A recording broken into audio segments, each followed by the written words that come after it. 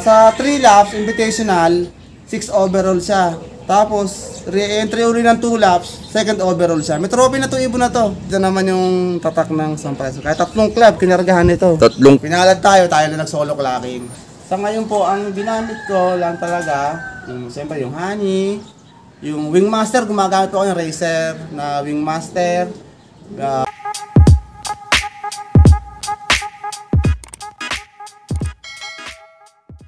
Yan o, magandang araw sa inyo mga kaibon. Nagbabalik ang Juan Naturo Vlogs. And for today's video, nandito naman tayo ngayon sa Cabuyao, Laguna dahil may nabisita tayong malupit na pigeon puncher. Dahil solo clacker siya ng San Francisco, Leyte. Kaya kung siya makilala at makita, tara, samahan nyo, let's go! Magandang hapon mga kalapatids. Ako po si Romel Laganzo na taga San Isidro, Cabuyao, aka Caramel Loop. Po sa loop namin. Ito, papakita muna sa atin yung magulang nung nag-San Francisco, Leyte, clacker niya. Tingnan natin kung anong bloodline nung yung magulang nung nanalo niyang ibon. Ito yung magulang. Ito yung kak, ito yung hen. Ano yun, sir, unang testing mo sa pairing na yan? Oo, una. O, tanong nyo mga kaibon, no, unang testing niya sa pairing nung nag-anak nung San Francisco, Leyte, clacker niya. Sir, pwedeng pakikuha nyo nga po.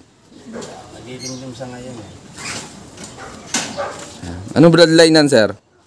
Ito ang ibon na to na acquired namin kay Sir Bart Rio. Shoutout sa'yo, sir. Magandang hapon. Ano to? Gino Click Cross Jason. Ito mga kaibon, no? Dumating anak niya kahapon. Second day na clacker ng San Francisco, Leyte. Tapos nag-memory din na 2 years na sa amin to. Yung ibon na to. Kasi nakuha namin to young bird pa eh. 2 years nag-memory kahapon, siya rin dumating anak niya. Kung anong date sa namin, ganun din date na dumating anak niya. Galing. Pero yung ibon na yan, sir, yung magulang nan, winning line talaga. Ibon to ni Sir Idol Jericho Chingso, Team JCO. Oo, is pala. Yan, shoutout kay... Naka-post na ngayon. Tapos ano naman bloodline nung kak, sir? Cookman, Jericho Chingso din.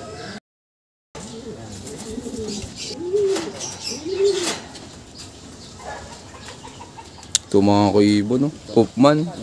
Jericho Chingso din. Nasubukan mo na yan, sir, sa ibang hen? Hindi, sila pa lang talaga eh. Tsaka natanong din kami kay Sir Jericho Chingso na kung ano magandang pagpares, sila talaga sila. So, bali, sir, hindi pala ikaw yung namili nung pairing na nila? Dito na kinuha namin, 5 years ago pa, sabi ko, gusto ko ng Cookman, galing kay Idol Jericho Chingso. Yun talaga sabi ko, pangarap ko talaga nun. 5 years ago. Ayun, nakakuha kami. Tapos, bata pa sila. Ayun, nung gamit namin, yun, nagbuga agad ng maganda. Bali, ilan taon yung ibon na yan, sir, bago nyo gamitin sa breeding? After ng pagka-young bird niya, 2 years eh, kasi nag-memory sa amin to eh. Kahapon, nag-memory, 2 years na siya. Young bird pa namin nakuha to eh. Nag-memory siya, 2 years siya sa FB. Tapos yung anak niya, ganun din dumating Shoutout din kay Sir Bart, sa kanya namin nakuha to, tapos yung magulang naman ako kay Sir Jericho. Sir Romel, baka may magtanong na viewers natin, ikaw ba mag-out ng mga magiging anak pa na nila? May ilang piraso dyan, may mga tumatawag na talaga. Baka sabihin niya, may tumatawag na talaga. Pero kanina nakakuha na si Madam Christina. Tapos nakakuha na ng isang full sibling. Nakuha na pang summer, kak. Pang summer namin yun, mabini na bitaw kahapon eh. Napuso ang mahal na presidente namin. Pansaw po dito, yung mga nakabreed dito. Pansaw sa OLR, sa tatlong grab dito sa Laguna. Yan, Sir Romel, ikaw po, paano mag-prepare ng mga breeder mo bago isa lang? Sa breeding, normal naman, lagi natin pinaplasin siya eh. Kinukondisyon natin yan before isa lang. Yung pampurga ko, yung light lang, hindi masyadong matapang kasi baka mag-cause ng pagkasira ng kanilang similya. Kaya light lang yung ginagamit ko. Tapos flashing, pang-anchor, pinapaliguan ko sila. Tapos yung mga probiotic na ginagamit ko sa kanila. Before ko salangan, 1 month and 1 week ko sila nakatenga dito yan. Talagang pinagandaan ko ngayon uling season na south na darating. Pinagandaan ko. Ganun din yung ginawa ko nung nakarang breed ko. Pinagandaan ko. Yun yung lagi naman ganun rotation ko. So bali, sir, hindi ka nagmamadali pagdating sa breeding? Talagang kinokondisyon mo sila ng mabuti? Hindi, gaya niya, meron akong nakaantay ditong isa.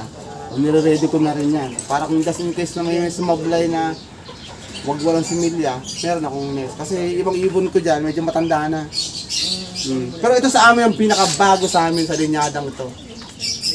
Sir Romel, ikaw, anong may bibigay mong payo sa mga viewers natin dyan na pipili nung gagawin nilang breeder? Ito, sa linyada talaga, bumili na sila sa ano, magagaling na mag-iibon natin.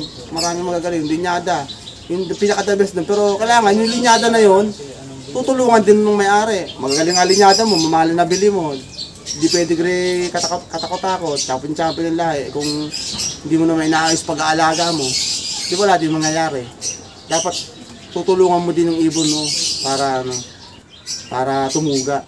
Kahit champion yan, kung di mo naman inaayos pag-aalaga mo, di wala din. Yun. Kaya dapat talaga sir magaling ibon, tapos magaling din yung panser sir. Ito, papakita naman sa atin ni Sir Romel yung nanalo niyang ibon. Yan o, tara, let's go. Welcome po sa ating Flyers Loop. Yung pina-repair na loop, yung napanalunan po natin last year sa South na sa PSU. Pina-adjust natin, may konting pagbabago po ang ating ginawa. Yan. E di sir, babagoy, may mga idadagdag ka pa dyan. Ito talaga ito. Dito sa taas na to, yan siguro namin maano yung South, pangapan-South namin. Pero before pang nakaplano na to, before pang manalo tayo, nakaplano talaga to after Holy Week, papagawa nga namin. Ayun, ay sakto sir, binigyan ka ng ibon mo ng pangpagawa. Oo. Although meron din naman ang budget kasi talagang na-tempo lang talaga. Kasi talaga pangarap ko eh. Kailangan taon-taon, merong pag-adjust tayo kat nananalo, pipilitin pa rin natin matuto para manalo ulit. Yun. Kasi ano nga ako, dream boy nga ako, lagi sinasabi sa mga anak ko, mahilig akong mangarap. Gusto ko pag tama na, gusto ko pulitin tama lagi. Ganun sinasabi. Eto, tignan nyo mga kaibon, no? Tinulungan si Sir Romel nung kanyang ibon para maabot yung kanyang mga pangarap. Nandun na yung linya, tutulungan mo din sila. Kasi sila naman nakalipad eh. Tutulungan mo na rin sila. Alagaan mo mabuti. Yung sinasabi kong tulong, alagaan mo mabuti. Di mo galing silang kalbayog, tapos pinahinga ko ng 3 weeks. Pero yung pahinga, yung sinasabi kong pahingang 3 weeks, hindi yun yung pahingang di papalit. Papalit pa rin sila ting umaga, 30 minutes, ting hapon, 30 minutes. Tapos nung 1 week na lang, sakto may club training na lang sa Army Race. Isinampa ko siya ng training sa Summer Race para na-adapt pa rin niya yung ano ng track. Naaalala pa niya. Kinarga ko siya ng Martes, kinarga ko siya ng Webes. Training lang yun ng Summer Race. Malapit lang, San Pablo lang. Tapos, yun na, pahinga na uli ng lipad na sa inamagahan. Hanggang sa Wednesday, hindi ko sila pinalipad. Kasi, hindi ko sila pinalipad ng Wednesday, umitlog siya nung Sunday. Ng hapon, umitlog siya. Sabi ko, nako, umitlog. Iitlog ulit sa loading na, sabi ko. Anong araw po yung loading, sir? Merkules, umitlog siya ng Merkules, pang second egg niya. Bali, hindi siya inaabot, sir, ng pag-itlog sa truck? Mamaya, ipapakasa yung itlog mamaya, doon basag na sa gilid. Doon na tinapon na namin, basag na kasi. Wala kasing pugad. Okay. Nahulog sa baba, ang ginawa ko, kinuha ko yung plastic na itlog.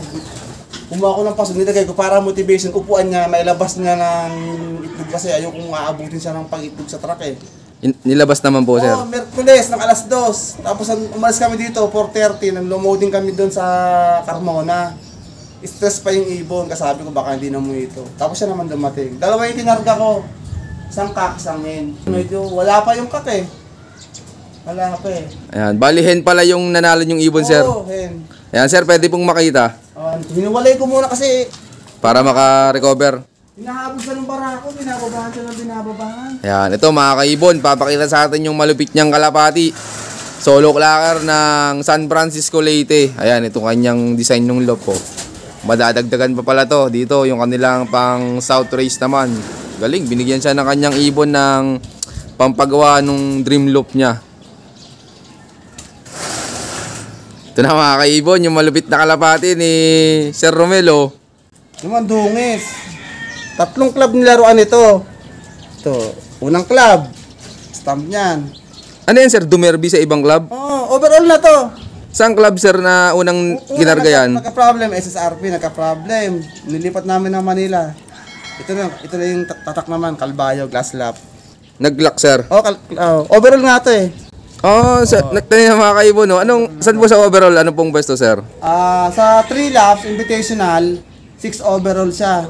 Tapos, re-entry uli ng 2 laps, second overall siya. May trophy na to, ibon na to. May trophy na to. Tapos sakto po sir, naka San Francisco na ring. Pati nga sir. Kailangan ikarga talaga naka Young Bird. Oo nga, sakto mga kaibon, no? Naka San Francisco na ring. Tapos ito naman yung tatak ng San Francisco. Kaya 3 club kinargahan nito. 3 club kinargahan, no? Para mga nag-overall. Grabe na yung ano. Sayang lang yung sa SSRP sir, no? Hindi natuloy. Tuloy. Maganda na pwesto nito. Maganda na, ka-problem lang. Pero okay lang. Sabi ko, talaga sabi ko, kung ibibigay sa atin, Natawa naman ako. Yan, Sir Romel, kamusta po pala yan nung kinakarera mo, nung derby na? Nung derby na, sa SSRP talaga, naka-young bet ng SSRP. Okay naman may klaksa ng first lap. Second lap, nagka-problem yung club. Sabi ko, naku, stuck na ako, matitenga na ibon. Hanggang ano lang yun, Balatan, Kamsur. Ngayon, merong club sa Manila, nagpa-re-entry sila ng 3 laps. Bali, ano po palang club yun, sir, yung sa Manila? MMPRX. Extension dito sa Kabuyaw. Tapos, yun nga, nagpa-3 laps sila. Yun naman in-enter na. Kaso, iniisip ko, layo. Kasi, from Balatan to Bulan, 103 kilometers. Ang aktaw? Oo, grabe. Sabi ko, parang unproper na masyado. Kaso, no choice. Kinarga namin to. Kinarga namin. Tapos susunod, kinarga namin. Second lap naman ng 3 laps, Matnog. Last lap, Kalbayog. Pag-klaksa ng Kalbayog, yun, overall siya. Kalbayog, dumating siya ng... Mas nun puro ulan nun Dumating siya na alas 4:50 ng hapon. Clock pa rin, sir, kahit maulan. Yun, nag-overall. Galit. Kasi ibang contender kasi, hindi na nag-clock ng last lap. Kaya nakapasok ng overall to. Sa 3 laps, 6 overall to. Sa 2 laps, Matnog, Kalbayog, second overall to. Galing. May trophy na iibon na to kinaraga ko. Tapos yun, nakarating naman sa San Francisco. Kasi naka-San Francisco siya. Yan. Bali, ano po palang samahan, sir, yung nagbitaw dun sa San Francisco Leyte? Bali, Calabarzon, ano yun, invitational race ng San Francisco Leyte. Ito, nilabas nilang ring. Tapos, ang nag-manage, CSWRPC. Ang presidente naman doon si Madam Cristina Corpus. Yan. Bali, season 1 sila ngayon, sir. Oo, season 1 nila ngayon. Pinalad tayo na nag-solo clocking. Ang galing. May ilang ibon, sir, yung naglaban-laban doon? 181 lang Tapos, tayong solo clocking. Ang galing. Pero, siyempre, dahil nga sa tulong ni Sir Jericho Chingso din, nag-PM ni anak ko. Na pag sinabi niya na 300 o 400 kilometers, diyan mo na makikita yung lipad niyan. Dagdag kayo ng gatong feeds, gatong ibigay nyo. Yun, sinunod naman namin. Ayun, pagkati ng Kalbayog, sumirit na siya, 400 plus kilometers yung Kalbayog Bali, binigyan kayo ng tips ni Sir Jericho? Oo, binigyan sa amin. Ang bait talaga na napansyer ni Sir Jericho Chingso. Ayan, shout out po sa Team Jayso. Shout out. Ay di sir, gaano ka kasi nung dumating po yan galing San Francisco Leyte? Sobrang saya, siyempre, nagsisigaw na nga ako, binibidyohan ko. Dito lumusot yan, banda dito. Dito galing Sa 6:36 dumating. Second day bird, sir? Oo, second day bird na siya. Tapos dito na, nabidyohan ko dito na ayos ka ako, dumating na yung ibon, salamat ka ako. Yun, siyempre, nag-report na rin kami sa mga idolo namin. Kay Sir Bart Rio, katulong ni Sir Bart Rio, kaya nakakuha kami ng magandang linyada from Jericho Chingso. Yun. Bali, first time to sa Laguna, sir, may nakapagpakalak ng San Francisco Leyte? First time to. Pero sa San Francisco Leyte, siyempre, ang idol natin si TDB. Siya ang ating master talaga Nakachamba rin tayo, kahit pa paano, nakapagpakalak din tayo. Solo clocking. Yun. Natuwa din ako kasi kanina, andito yung aming mahal na presidente, binigay na yung cheque. Bigay din agad, sir? Binigay na, sir. Binigay na. Ayos. Congrats kayo, sir. Tinan nyo, solo clocker ng San Francisco Leyte. Di gagawin mo ng breeder to, sir? Sir, meron na. Planong ibalik daw to sa nire-request ng tropa. Ibalik sa tatay. May plano na rito. Ikaw, sir, mag-out ka ng mga magiging anak nan? Siguro mag-out din, pero hindi mo na ngayon. Pero nakakuha si Madam Cristina Corpus, aming mahal na presidente. Nakakuha sa kanya, full sibling nito. Nakuha na, nadala na kanina. Abangan natin yung mga magiging anak nito. Ikakarera sa susunod na South. Bali, ibabalik siya sa magulang, sir. Sa tatay. Ang galing nito, mga kaibon. Maraming salamat, Sir Romel. Ikaw po pala, Sir Romel, kapag derby na, ano yung mga hindi nawawala sa'yo na ginagamit mo? may mga binibigay naman tayo. Pero sabihin ko hindi po ito sponsor na. Baka sabihin pag binanggit ko yung sponsor. Siyempre, yung mga power wings reload, gumagamit din po tayo niyan. Sa ngayon po, ang ginamit ko lang talaga, siyempre yung Honey, yung Wingmaster, gumagamit po ako yung Racer na Wingmaster, B-Complex, saka Honey Aid, Pipe Fuel, yan, gumagamit po ako niyan. Tapos siyempre, yung meron ako dyan na nabili na powder sa Shopee, kaya nga tinatawag ko Racing Shopee. Sa Shopee ako mo-order na may Taiwan product siya. May English naman na maganda sa kalapati yun. Yun yung binabinder ko naman sa cod liver oil. Powder siya. Hindi lang mabasa yung name kasi Chinese yung sulat eh. Pero hindi po yung mga binanggit ko, hindi ko po sponsor yan. Yan po talaga ang aking ginagamit. Maraming salamat po, Sir Romel. Ikaw, Sir Romel, anong may bibigay mong payo sa mga viewers natin dyan na hindi pa nakakatikim ng panahon? Siguro, tiyaga lang talaga. Kailangan dedicated eh. Dedicated. Kahit magaling ang ibon mo, kung hindi mo naman tinutulungan, hindi mo inaalagaan ng maayos, hindi rin tutuga yan. Una ngayon, may mga kakayahan na, may internet na, makikita nyo na kung sino mga galing mag-ibon. Subukan yung bilihin, kaibiganin sila, bumili kayo, wag nyong burautin kasi maiinis lang sa inyo yun. Kaibiganin nyo, bilihan nyo ng tamang presyo sa makatarungang presyo para ibigay din sa inyo yung tips na ginagawa sa ibon. Kami, inaamin ko, although nananalo na rin naman kami kahit paano, magtanong pa rin kami kasi bago sa amin yung linyadang to eh. 2 taon pa lang sa amin to linyadang to at una pa lang namin gamit sa linyadang to. Marami pa kami dyan ng mga bagong linyada.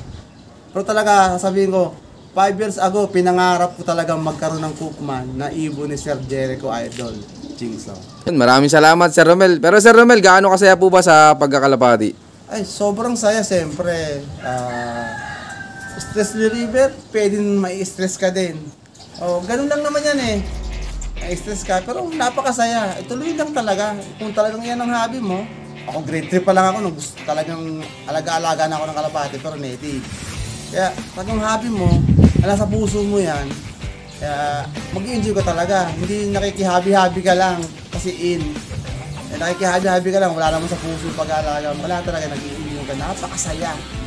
Napaka-i-enjoy nyo. Makapagkaibigan kayo sa mga taong marunong makisama din. Makakakuha kayo ng lesson sa kanila. Hindi ang magtanong sa kanila. Kasi ako, sinasabi ko kasi ginagawa ko, nagtatanong din ako sa iba. Yan, maraming salamat po, Sir Romel. Muli, ako po si Romel Laganzo, aka RML Loop, Pigeon Panzer ng Cabuyao, Laguna. I love this game! Yun, maraming salamat sa patuloy niyong suporta, mga kaibon. Na siyempre, Sir Romel, maraming salamat sa pag-unlock muli na makapag-lock visit sa kanya. Ayan, Sir Romel, baka pala may mga gusto kayo shoutout dyan. Shoutout siyempre sa buong pamilya ng Laganzo, mga kapatid ko, anak ko, sa buong pamilya, shoutout, mahal ko kayo, I love you very much. Sa misis ko, nasa Jeddah, ingat ka lagi dyan. Okay na, Sir. Sa mga tropa, Kidlat, boys, shoutout sa inyong lahat. Yan. Shoutout sa inyo lahat. May kasama pa tayo. May tayong bisita. Ayan, may kasama tayo dito, si Sir Raymond. Magandang hapon sa inyo lahat. Shoutout sa lahat ng mga kalapatids natin dyan. Doon sa MMPRX na dyan. Ito, kahit paano, buhay pa tayo na sinusuportahan. Shoutout lalo dun sa nag-champion kay Sir RML Loop. Sa first timer namin ng Cabuyao ng San Francisco Leyte. Doon sa nag-organize lahat kami na naging successful lahat ng naging biyahe. Kaya very thank you sa lahat ng mga sumama sa biyahe na yon. Lalo na kay Sir Adrian. Ayan, kasama nga pala natin dito ang owner ng APRA. Ayan lang. Magandang hapon po. Invite namin ulit kayo sa season 2 ng SF natin. At least hindi naman tayo na zero ngayon. Ang galing na Team Laguna. Pero para sa lahat naman yan, kumbaga Team Laguna ngayon ang kami ang pinalad. Sir, ano po lang mga dapat abangan sa season 2? Season 2, syempre mas lalaki na yan, mas madami na tatangkilin. Then, pwede rin kayo, yung mga taga-ibang lugar, pwede nyo ilaro sa Rizal, sa FPRK Cup. Ilaro nyo sa one lock niya, yung SF ring namin. Order lang kayo sa amin. paradala namin kayo. Ayan, nasa screen yung Facebook ni Sir Adrian. PM nyo lang. Sige. Tapos, ano yun, at the same time, nalaro kayo sa one loop niya. Pagtapos nung last lap niya, Kalbayog, magantay lang yung special race ng SF. So, lalaban pa rin. So, double entry. Double entry. Double entry. Kaya mas masarap at pinasarap talaga. Mas masarap. Ayan. Abangan natin yung season 2 ng San Francisco Leyte. Panigurado, maraming tatangkilik na yan. So yun, salamat sa patuloy yung suporta mga kaibon. Siyempre, salamat din kay Sir Adrian sa malupit din yan na pigeon pan shop dito sa Laguna. So yun, keep watching and God bless you all. Thank you.